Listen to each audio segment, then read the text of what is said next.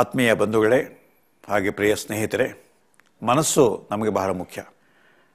ಮನಸ್ಸು ಚೆನ್ನಾಗಿದ್ದರೆ, ಮನಸ್ಸು ಪ್ರಶಾಂತವಾಗಿದ್ದರೆ ನಾವು ಚೆನ್ನಾಗಿ ಕೆಲಸ ಮಾಡ್ತೇವೆ, ನಮ್ಮ ಸಾಮರ್ಥ್ಯ ಹೆಚ್ಚಾಗುತ್ತೆ. ಮನಸ್ಸು ಕೆಟ್ಟೋಯ್ತು ಅಂತಂದರೆ, ಮನಸ್ಸಿಗೆ ಕಾಯಿಲೆ ಬಂತು ಅಂತಂದರೆ ನಮ್ಮ ಸಾಮರ್ಥ್ಯವೂ ಹಾಳಾಗುತ್ತೆ, ಜೊತೆಗೆ ಅನೇಕ ದೈಹಿಕ ಕಾಯಿಲೆಗಳು ಬರ್ತವೆ. ಇವತ್ತು 80% ದೈಹಿಕ ಕಾಯಿಲೆಗಳಿಗೆ ಪ್ರಕ್ಷುಬ್ಧ ಮನಸ್ಸೇ ಕಾರಣ. ಹಾಗೆ ತೀವ್ರತರ ಮಾನಸಿಕ ಕಾಯಿಲೆಗಳಲ್ಲಿ ನಾನಾ ಕಾರಣಗಳಿಂದ ಅವರು ಕಾಯಿಲೆಗೊಳಗಾಗ್ತಾರೆ. ಅದೇನು ಅಪರಾಧವಲ್ಲ. ಮಾನಸಿಕ ಕಾಯಿಲೆ ಬರ್ತಕ್ಕಂಥದ್ದು ಅಪರಾಧವೂ ಅಲ್ಲ, ಅಪಮಾನವೂ ಅಲ್ಲ. ಸೊ ಮಾನಸಿಕ ರೋಗಗಳನ್ನು ದಯಮಾಡಿ ಗುರುತಿಸಿ ಬೇಗ ಅವರಿಗೆ ಸಾಂತ್ವನ ಹೇಳಿ, ಅವರಿಂದ ದೂರ ಹೋಗಬೇಡಿ ಅಥವಾ ಅವ್ರನ್ನ ದೂರ ಮಾಡಬೇಡಿ. ಅವ್ರ ಬಗ್ಗೆ ಭಯ ಪಡೋದು ಬೇಡ, ಅವ್ರ ಅಪಾಯಕಾರಿ ಅಂತಕ್ಕಂಥ ಕಲ್ಪನೆ ಮಾಡ್ಕೋಬೇಡಿ. ಏಕೆಂದರೆ ಮನೋರೋಗಿಗೆ ಸಾಕಷ್ಟು ನಿಮ್ಮ ಸಹಾಯ ಬೇಕಾಗುತ್ತೆ. ಅವನ್ನ ಆದಷ್ಟು ಬೇಗ ವೈದ್ಯರ ಹತ್ರ, ಮನೋವೈದ್ಯರ ಕರ್ಕೊಂಡೋಗಿ.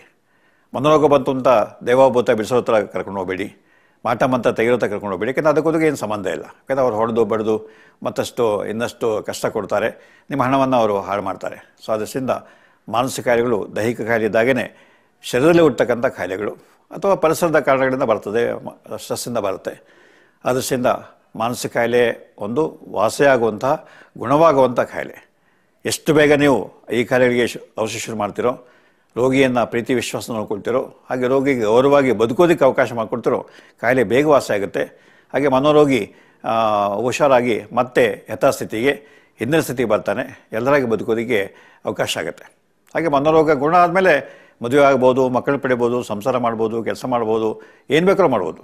ಅನೇಕ ಮನೋರೋಗಿಗಳು ದೊಡ್ಡ ದೊಡ್ಡ ವಿಜ್ಞಾನಿಗಳಾಗಿದ್ದಾರೆ, ಅನೇಕ ಮನೋರೋಗಿಗಳು ದೊಡ್ಡ ವೈದ್ಯರಾಗಿದ್ದಾರೆ, ಟೀಚರ್ಸ್ ಆಗಿದ್ದಾರೆ, ಬಿಸ್ನೆಸ್ ಮಾಡಿದ್ದಾರೆ, ಸಮಾಜಕ್ಕೆ ಉಪಯುಕ್ತ ಬದುಕಿದ್ದಾರೆ. ಸೊ ಅದರಿಂದ ನನ್ನ ಮನವಿ ಅಂತಂದರೆ ಮನೋರೋಗಗಳನ್ನು ನೀವು ಗುರುತಿಸಿ, ಹಾಗೆ ರೋಗಿಗಳನ್ನು ಆದಷ್ಟು ಬೇಗ ವೈದ್ಯಕೀಯ ಚಿಕಿತ್ಸೆಗೆ ಒಳಪಡಿಸಿ, ಅವರಿಗೆ ಪ್ರೀತಿ ತೋರಿಸಿ, ವಿಶ್ವಾಸ ತೋರಿಸಿ. ಹಾಗೆ ಪ್ರಶಾಂತ ಬದುಕು, ಇರೋದರಲ್ಲಿ ತೃಪ್ತಿಯಿಂದ ಬದುಕೋದು ಕಲೀರಿ.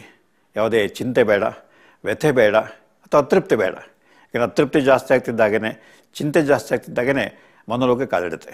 ಆದ್ದರಿಂದ ಲಭ್ಯ ಇರೋದಲ್ಲಿ ಸಂತೋಷ, ನಿಮಗೇನು ಸಿಗುತ್ತೋ ಅದರ ಬಗ್ಗೆ ತೃಪ್ತಿಯನ್ನು ಪಡ್ತು ಅಂತಂದರೆ ನಿಮ್ಮ ಮಾನಸಿಕ ಆರೋಗ್ಯ ಖಂಡಿತ ವೃದ್ಧಿ ಆಗುತ್ತೆ. ನಿಮ್ಮ ಮನಸ್ಸು ಚೆನ್ನಾಗಿತ್ತು ಅಂತಂದರೆ ನೀವು ಒಳ್ಳೆಯ ವ್ಯಕ್ತಿಯಾಗಿ, ಸಮರ್ಥ ವ್ಯಕ್ತಿಯಾಗಿ ಬದುಕ್ತೀರಿ. ಏನೆಲ್ಲ ಸಾಧನೆಯನ್ನು ನೀವು ಮಾಡಬಹುದು. ಸೊ ವೈಟ್ ಸ್ವಾನ್ ಸಂಸ್ಥೆ ಮುಖಾಂತರ ಮಾನಸಿಕ ಆರೋಗ್ಯದ ಬಗ್ಗೆ, ಮಾನಸಿಕ ಕಾಯಿಲೆಗಳ ಬಗ್ಗೆ ವೈಜ್ಞಾನಿಕ ಮಾಹಿತಿ ಕನ್ನಡದಲ್ಲಿ ಲಭ್ಯ ಇದೆ ಅಂತ ಗೊತ್ತಾಗಿದೆ. ಇದೊಂದು ಭಾಳ ಸ್ವಾಗತಾರ್ಹವಾದಂಥ ಬೆಳವಣಿಗೆ. ಈ ಒಂದು ಮಾಹಿತಿಯನ್ನು ತಾವು ಉಪಯೋಗಿಸಬಹುದು, ಅದರ ಉಪಯೋಗವನ್ನು ಪಡ್ಕೊಳ್ಬಹುದು ಅಂತ ನಾನು ಭಾವಿಸ್ತೇನೆ.